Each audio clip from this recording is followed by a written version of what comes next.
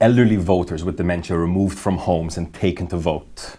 Stranded Kempi tanker towed to shelter, and mother raises alarm after daughter left behind on school bus. All this and more on Lovin Daily.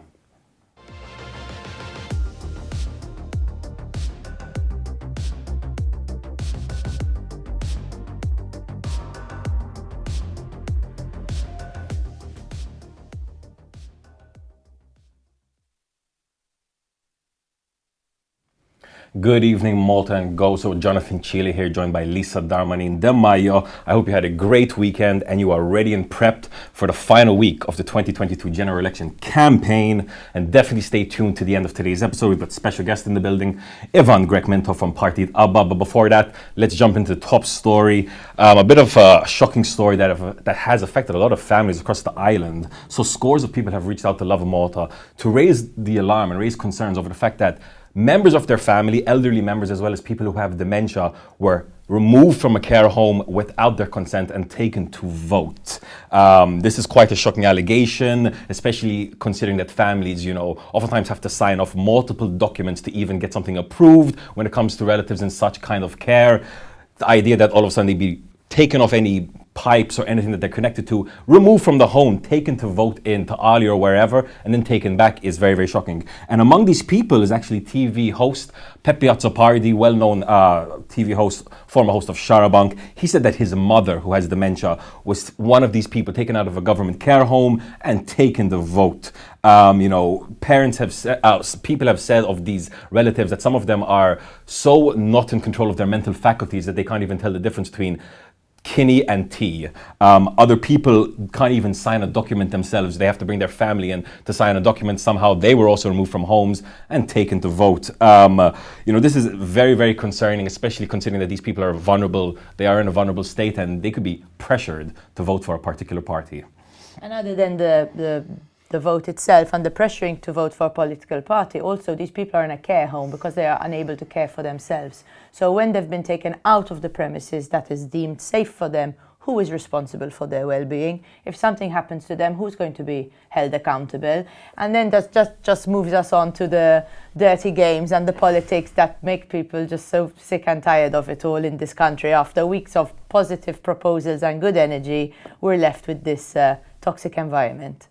And talking about toxicity, Kempi, the tanker that stole the headlines on Saturday, has finally been towed to safety. The 209-meter chemical tanker found itself in difficulty in the force 9 winds that blew this weekend, and it lost control of the vessel and was drifting inland towards Baharicha.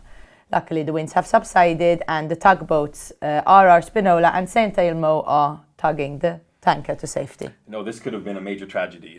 If this tanker had spilled its chemical payload right off Malta's shores, I can't even imagine what would happen to Malta's marine life. Thankfully, they have tugged it to safety. And yesterday, Lovin Malta actually shared an article where one of the workers who had actually worked on the tugboats spoke kind of about the situation. He said he had to battle storms and strong tempests to avoid this tragedy. However, it does seem things are going as we want them to. Fingers crossed that, this whole Kempi story is resolved very easily. Moving on to the next story, another story that I think would maybe concern a lot of families, because we had a similar story like this just a few months back.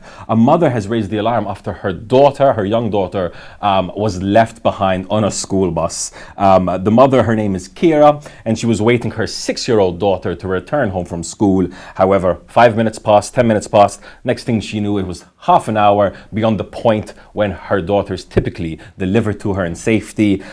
She was able to get the number of the bus driver. She called up the bus driver, who told her, Ara, aunada in Maltese. He basically said, oh, look, she's still here, saying something that I think her teacher must have remained asleep. Maybe that's a reference to a supervisor who might have been on board, who maybe didn't flag the child to the driver. Now, this is a very similar story to something that happened a few months ago, where a young student actually ended up in the garage of a van driver. I can't even imagine how worrying that must be for families. And I think this kind of brings back the discussion that we were having a few months ago. Is it time for these kind of buses to have trackers installed? Absolutely. I mean, as a mother, I can tell you not knowing the whereabouts of your children is a terrifying experience. So I would not wish that on anybody. Trackers are an excellent idea. It helps you track where your child is at all times and give you that peace of mind. However, John, with this story, I do feel that there is something that we are missing, we are not being told.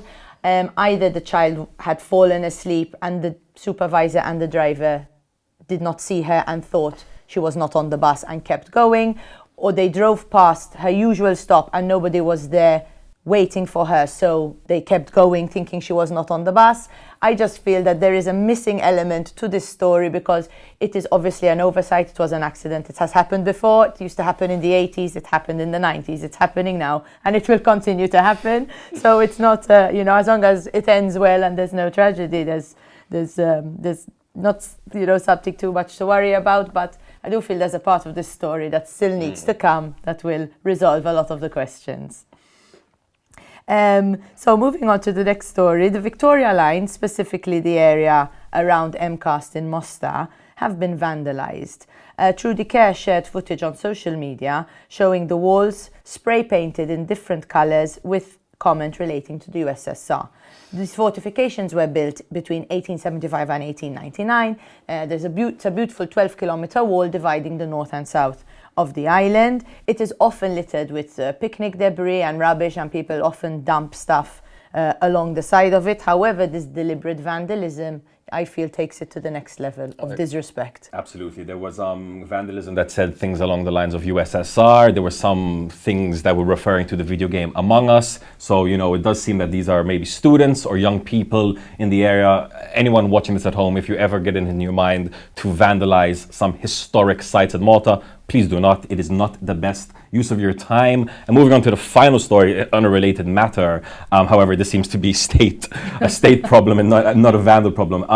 The pools and the ponds at Ta'ali's petting farms have apparently fallen to a, quote, disgusting state, at least according to the Malta Aquarist Society, who reached out to Lovin Malta with videos and photos showing that the ponds, which, supposedly should have fish and whatnot in them, have been left in a terrible state due to their filtration mechanism and water flow not working. You can see kind of images of what happened on lovinmalta.com. The society said they reached out to authorities to kind of figure out what's happening. They got no reply, but Lovin Malta reached out to Parks Malta to figure out what's happening, and they said yes, they are, quote, aware of a circulation issue. They've already commenced changing the water circulation system, and this should be fully operational within a month. So I do hope there are no fish in it right now, because it seems that they have a few more weeks until this is sorted. However, it does seem to be on the way of being fixed. I think that brings us to the end of the first part of today's episode. Now stay tuned. We've got Partit ABBA's Grech Mintoff in-house with us today for a bit of an interview. But before that, we're going to cut to a trailer of our new documentary looking into social housing in Malta. It's called Darna. I definitely suggest you check it out. Check out the trailer right now. You own your property in Malta, or do you rent? The bank. Għandek faxxa ta' nies illi ma jistgħux jaffordjaw ċertu prezzijiet tas-suq. Il-gvern ma jistax jindirizza l-waiting list billi jibni biss. Nismu x'ġara. Issa ħammur ġura l-oħra iktar aċċessibbli u iktar ħelpful għalija. Il-kollaborazzjoni ta' Caritas mal-Housing ilha dejja snin u hija kollaborazzjoni importanti ħafna. Il-Housing Authority qatt ma ġejt bżonna qabel. Ir-rwol tal-awtorità tad-djar huwa li fil-waqt li tkompli tipprovdi social housing trid ukoll tindirizza dawn il-problemi akuti u kroniki li kellna.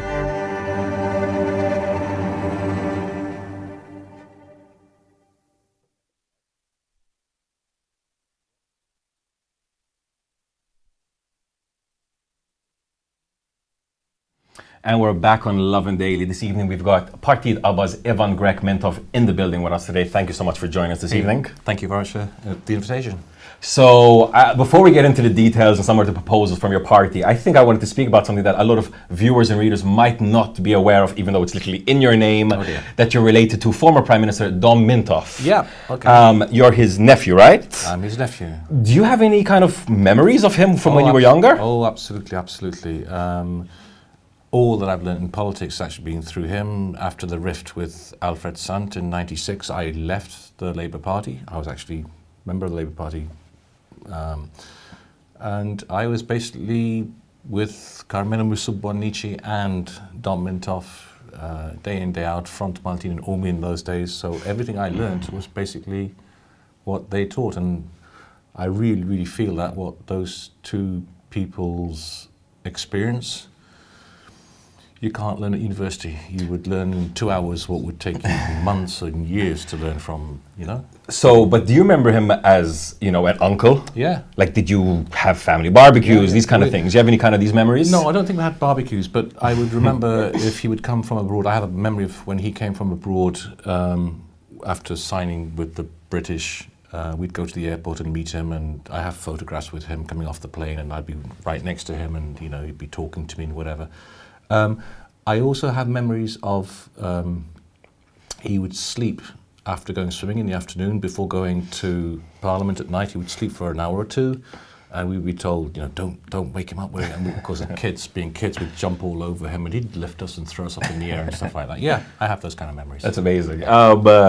So I wanted to move on a little bit to talk about kind of the policies, the positions of ABBA. I think, you know, we're going to talk about the uni debate in a bit, but I think you made a bit of a splash there. You think? I think so. I mean, I don't know if you think differently, but I feel like, you know, your message, at least on abortion, for example, I think it came out very strongly. Okay. But before we get into the debate, you know, as far as Mintoff was concerned, I think both of you might have similar oration styles, but the social values and correct me if you think I'm different, that's are a little bit different. Okay. I know, for example, you know, Mintoff had famously decriminalized sodomy. Yep. Right? I assume, you know, that isn't something that you would have agreed with? Absolutely, I would agree with. Absolutely, I would agree with. There's a real bad misconception about myself and about ABBA. 4 of our candidates come from a homosexual background. So we're not anti-homosexual. We are against who I term are extremists. I have just now I was with a friend who's openly homosexual. We had a great conversation, we had tea together and everything. What we really are against is not homosexuality or the people or anything. We're against extremists who politicize homosexuality to drive an agenda that we don't agree with. Now, it's fine to have that agenda, but let me speak too. Don't impose that if I disagree with you, I will go to prison, etc. So that's something which I have the freedom of thought and expression, and I want to use it. So, okay, but I mean, one of the candidates in the party is Matthew Grech, right? The famous quote-unquote ex-gay who kind of supports conversion therapy, something that's, you know, banned in Malta, illegal in Malta, and I think a lot of people will argue is quite detrimental to a homosexual person's mental state. So, okay, you're saying you have some gay friends, etc., but kind of their position isn't really the position of most gay people in Malta, I would argue. Okay, you mentioned Matthew as ex-gay. Again, I think that's a pretty misguided label. He never said he's ex-gay. He says that he doesn't want to live that lifestyle anymore. So just because, I don't know, I was a communist and I no longer want to be a communist, practice communism. You know, there's a lot of, even in Loving Malta, they call us fringe party and fringe party. Well, you know, these are labels which I think can be misleading. We are not against the gay community. A lot of the gay community are actually in favour of a lot of our policies, and I mean that sincerely. I'm not, you know, there's an expression I don't want to use on camera, but we are against extremism. If I want to believe that my sex is determined by biology, let me think that. Don't say, well, if you say that, I will put you in prison and fine you €10,000. I'm going to say it and say it and say it and say it, you know? But I think a lot of the issue with maybe Matthew Grech's position is that his position implies that, you know, being gay isn't something natural. It's something that he has a choice over, that he, you know, at some point he decided, I don't want to live this, so let me turn the switch off, which I think most people within the community and without the community would disagree with. Let's take that point. Question, is he allowed to think that? He is, but that raises major questions about the genuineness of his position in the first place. This is what I'm trying to say. You aren't okay. Let's take this a different step forward. There are gay people who say my sexuality is determined by pronouns. I want to be called whatever, okay? Well, okay, I want to determine my sexuality and whatever. I want to be addressed with adjectives. From now on, please call me handsome and intelligent, otherwise you will offend me. And if you don't use those, if he wants to think that, let him think that. He's entitled to think that. If you want to determine your gender by whatever, you go ahead, but don't tell me that can I take this in a different direction?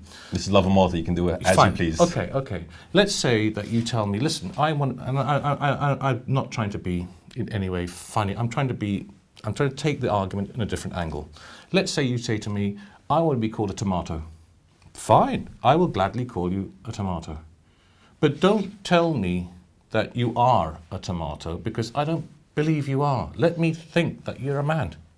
Okay? So if you want me to call you a tomato, I'll call it, but don't tell me you will say that I am a tomato, otherwise I will put you in prison. That's extremism and it's dangerous. But it's isn't wrong. that kind of what you're doing with pro-abortion, pro-choice activists in Malta? I mean, just last week you reported a slew of doctors, organizations and activists to the police. Okay. Something that even the Prime Minister has condemned you for. Okay. Aren't you trying to silence their voice? Okay. First of all, again, the press has not reported things accurately. We reported what we think is a crime. Okay?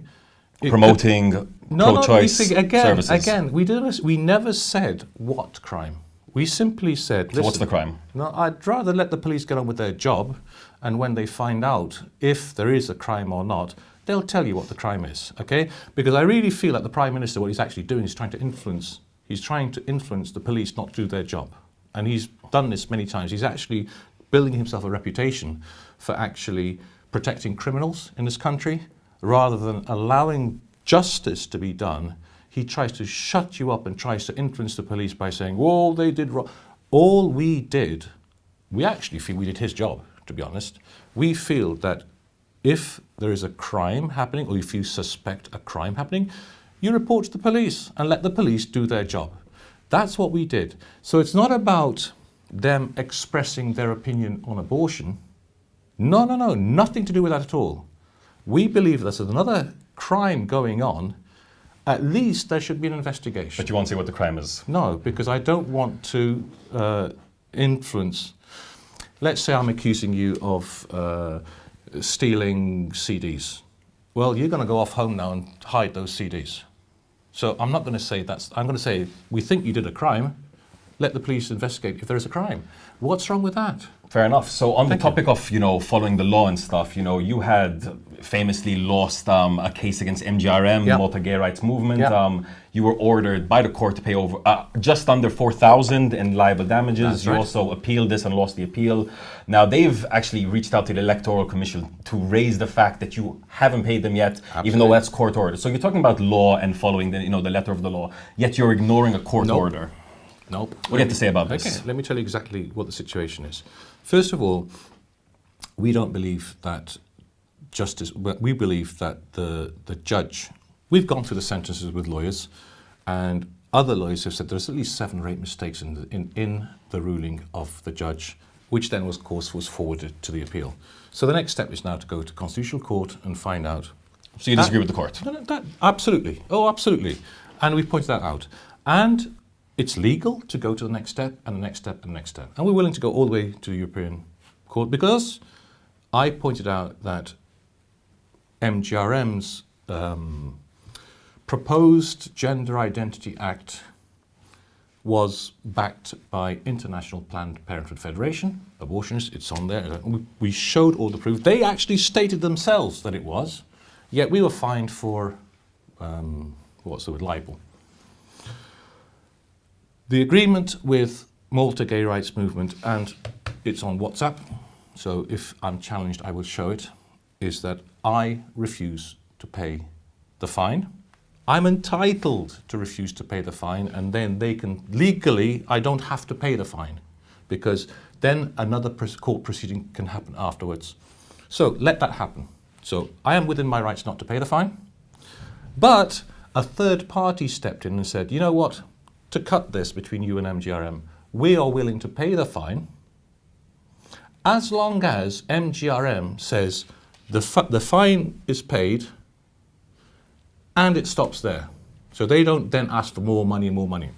So we have correspondence with MGRM's lawyers, and this is the part they're not saying, where they agreed to the sum to be paid by the third parties. And who's this third party? Third parties. You don't want to say that either. No, but it's on record. Okay, Okay. I don't bluff. You know, okay. So the third parties are willing to pay the fine. All they have asked MGRM is its full and final settlement, and it's paid. Okay. So you're happy to ignore the court order? Absolutely, and go to the next step. Absolutely, and I've said this. I will not pay MGRM any money to empower MGRM when they are enforcing gender indoctrination on our kids, which I believe is harmful. So kind of, I feel like a lot of people might feel like, you know... So just to put it, I'm doing nothing illegal. I'm just doing what the law allows me to do. We are actually waiting... You are a lawyer, right? No, I'm not. But It we are seems waiting. like it sometimes. Well, we are waiting for MGRM to accept what we agreed upon. Once they do, they get their money from somebody else, not from me. And the whole, no, what have they done? They've left it there for years. Left it. So it seems we like are waiting for you're them. constantly butting heads with, you know, MGRM. Absolutely. Do you really believe that kind of, as you said yourself, this extremist, do you believe that there is a segment of extremists in Malta that have an agenda that's trying to ruin Malta, lead Malta astray? What's kind of like your worst case scenario here? What are we envisioning? What do you want to avoid? I absolutely believe that there are a fanatical minority, no more than 6 to 8 people on this island who are driving an agenda which is harmful to our children. Yes, I absolutely believe it, hand on my heart, and it's with them that I have an issue, not with the gay community. So what about young gay people who, you know, aren't accepted by their families, who find help and support, proper help and support from organizations like MGRM? Is that not applaudable? Okay, let me actually answer you that question by saying, if my child was to ever turn around to me and say, Dad, I'm gay, I would love him the same way that I have always loved him, with all my heart. That is a different issue. So anybody who has, this is again now where Matthew comes into it and so on and so forth. If my son or anybody is having mental angst about their sexuality or about anything, and they want to seek help, of course they should seek help. But what's wrong with the present law is that you will seek help if you're heterosexual going to homosexuality, but if you go from homosexuality to heterosexuality, or a different, I don't know, bi or whatever, you will not be allowed, and anybody offering you that help will be put to prison and have that. Wrong. You think Malta's protections have gone too far? Absolutely. Yeah. That's my argument now. What's happened now is that fanatics like MGRM have taken a good thing, helping people with issues, to the other side, where you will, you know, Hotel California, you can check in anytime you wish, but you can never leave. That's wrong. So why do so many within the gay community see you as an oppositional force? You know, you're saying that you would accept them. You have Matthew Grech, who is a very controversial figure, but from what you're saying, it seems like you're very welcoming. How come most of the community don't see you as a welcome figure? My honest answer, I think the media tries to drive this issue that the gay community, because a lot of my gay friends, you see, a lot of my gay friends, I see them as hippies. They don't want to get married. They don't want what is being forced on. They want to live a different lifestyle. And I have absolutely no issue with them living a different lifestyle. What I have an issue with is extremists saying to me, you will accept that John is a tomato or else you'll go to prison. I think that's, you will not be allowed to practice your religion. What do you mean I don't practice my religion? If I want to believe that marriage is between a man and a woman, I'm allowed to. Who are you to say I can't? That's what I object to. So please let's get this thing over and done with. I'm telling you now, whenever you want, you can come meet them with me, okay? Many friends from the gay community. And we have listen to me, we have this conversation Before I even talk about these things, I ask them, what do you think? What do you think about gender indoctrination? Leave those kids. They actually say, we agree with you. Don't touch those kids. At 5 years old, you're telling them this and this and this. Let them grow up like we grow up and let them find out things naturally. What's wrong with me championing that? What's wrong with me saying, don't touch a 5-year-old kid and say, you're a boy, you're a girl, when he has no issue. If he has an issue, give him all the support he can, of course. But people who don't have an issue, you see, if I may, a 5-year-old, if you told him a big old fat man with a white beard and a red thing comes down a chimney and he leaves presents for you at Christmas if you're good and a lump of coal if you're bad, he believes that. If you tell a 5-year-old child, you are not a boy, you're a girl, and you can be a boy in the morning, don't do that. Don't mess around with their heads. So, you know, from what you've spoken to your friends, you've spoken to Metro Gay, do you feel like you're going to get some of the gay vote during this election? I'm sure we have, because I know gays who are going to, I've just had a conversation with somebody now. He said, you got my vote. And just to close it off, so NGRM, you're not going to be paying them, you're going to be taking it up all the way up? Absolutely. To the EU court? Absolutely. Okay. No doubt whatsoever. So, you know, you've got your position, as we've just discussed, on the gay community. You know, you have Matthew Grech, as we discussed, but you also have people in the party that have, you know, some strong opinions on COVID-19 mitigation measures. Yeah. They were even filmed at some, you know, rallies in Valletta saying some, you know, questionable things. You mentioned Fringe before. Do you feel like you're collecting kind of all the fringe movements of Malta under one banner? No, I think we're collecting conservative people who just want to be free to decide things. They actually feel that this liberalism has gone way beyond and is actually infringing on their freedom of thought, freedom of assembly, freedom of expression, freedom of religion, freedom for me. Even my kids are being taught things in school without my knowledge and against my beliefs. And what's wrong with that? Isn't more information better? Okay. Do you believe in human rights? Absolutely. Okay. Human rights, and there are several rights, actually say you can teach nothing to the children that goes against the parents' beliefs. But I think that's something that a lot of people might not even disagree with, and I would feel that's not a very strong argument. So you think I can grab your We need a government consensus, some kind of a syllabus. No. When parents come in, you could be dragged left, right, and center, right? No. Look what's happening in Texas. They're teaching dinosaurs when you talk about evolution. Surely that's not something you want in Malta, right? What you need is for the government to talk to the parents. Talk to the. What do you? So you're telling that's fine, me, so but that can you can get bogged down very easily. You see what happened in America. I'm sure you're aware of what's happening in America. This is. Are you telling me that you can teach my children better things? Not me, but education experts. We have a whole education ministry specifically for that. So the state, and I definitely trust them over parents. This is important. So you're telling me that the state can teach with kids experts. With logic and reason and having a good argument, not just deciding what it is. Better than the parents. Absolutely. Okay. Absolutely, right? Are parents education experts? I think parents have the best interest of the child. So you're not aware of what's happening in America? I think, come on. You know what's happening in America? Teaching dinosaurs when you talk about evolution. I think parents have the best interest of the child. Always. I think you're mistaken on that. Well, quite let's disagree. Let's disagree on that. Absolutely. But so that's where your stance is, that the parents would know what's better than education experts on how to teach kids. It's the law. It's the human that's your right. position on that. Absolutely. You should always discuss with the parents. Discuss is fine, but having the syllabus decide by them is different. This is the whole point. No. You discuss with them and you get their consent. With religion, you have to give them your consent. Why not with sexuality? Why? I come from the idea that, you know, the more information we give our children, the better. Absolutely. We can talk about a different. We can talk about a different topic. Drugs, for example. For years, we've had terrible drugs education, sexual education as well. That has led to Malta having some of the highest teen pregnancies around the world. We have also heroin addictions, etc.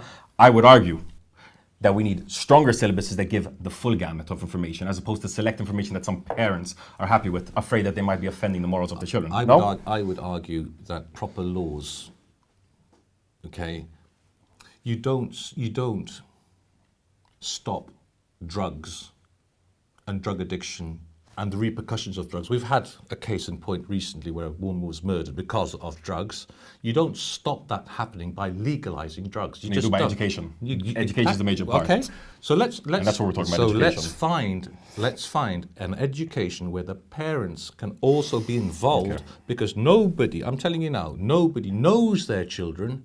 Nobody knows when it's time to teach their children things. In my family, it's simple. When the child asks me something, I know he's ready for it. Okay. Okay. I think most people disagree with that, though. No, I disagree. I think most parents out there. Yeah, parents. But I think anyone that knows anything about education would have. Parents. Who are parents? Think a bit better. Who are parents? University debate. The state controls your kids, not you. Right. Wrong. Yeah, I mean, we have homeschooling. If you really do believe that parents know better than education, have you seen what take them out, homeschool homeschool them at home. Do you know you can't do that in Malta? As in, we've expanded the rights for the last few years massively. The minister has said you can only teach your kids at home if you have a degree in teaching. Can you understand that? So what? In your perfect world, you just have parents taking kids out of school, teaching them what they believe. You have parents who believe in ABC, and they just teach that. You see the madness in that, right?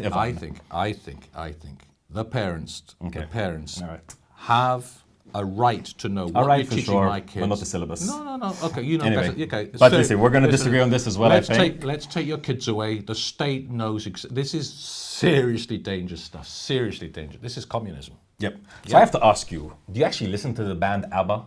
You know. I think every time we write about you, we get comments of Dancing Queen, etc., etc. What would you say your favorite ABBA song is? Take a chance on me. There you go. There you go. And take a chance on us. That's amazing. You know what? We surely. If you look at the history of the present too, we can't be as bad as these guys. We cannot be as bad as these guys. We just cannot. Go on. So that's it. We're the last week of the election campaign. A lot of people have talked about the apathy during this campaign, saying that people aren't as engaged as usual. I think maybe the fact that a lot of people are assuming who the winner's going to be has a lot to do with that, maybe even by a landslide. Do you think you're going to get a candidate elected in Malta? Who knows? I'm giving you genuine answers.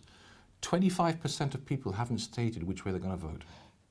They could not vote, or they could vote. 25%, one out of every four, could seriously influence the next elections. Who knows? How can I genuinely say to you, no, it's going to be a landslide. No, it's all hype. I really...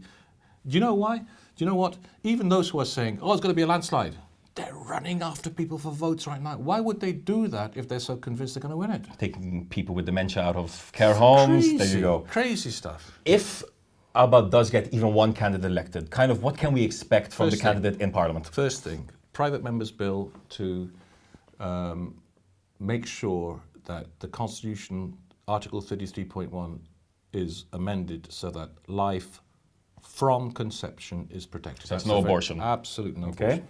Totally. Secondly, housing. We have a massive issue in this island, massive issue on this island of people living in cars, people living in garages, and young kids, not employed or not being able to buy their own house. Even renting is extremely difficult. So you take a couple who earn €1,000 each a month, that's €2,000 between them, they go and apply for a mortgage, and they get roughly €80,000 mortgage. You can't buy a garage with 80,000. We're proposing that the government sorts out once and for all the housing policy issue by building 27,000 flats, 50 square meters inside, 40 square meters out. We've got the plans, we've got the costing, we've done everything properly, not just figures in the air, okay? Those places cost €26,000 to build each. So let's say you want to get married. If you are refused a mortgage by the bank, you can apply for this social housing. You will pay €26,000 interest-free. So €26,000, that's it. But you will pay it by paying back only 10% of your wage. So if you have €2,000 between you, you will pay €200 and you're left with 1,800 to have a decent life at least. Not you pay 1,500 mortgage and you've got 500 to live and whatever. Within 10 years, that property becomes yours. Okay.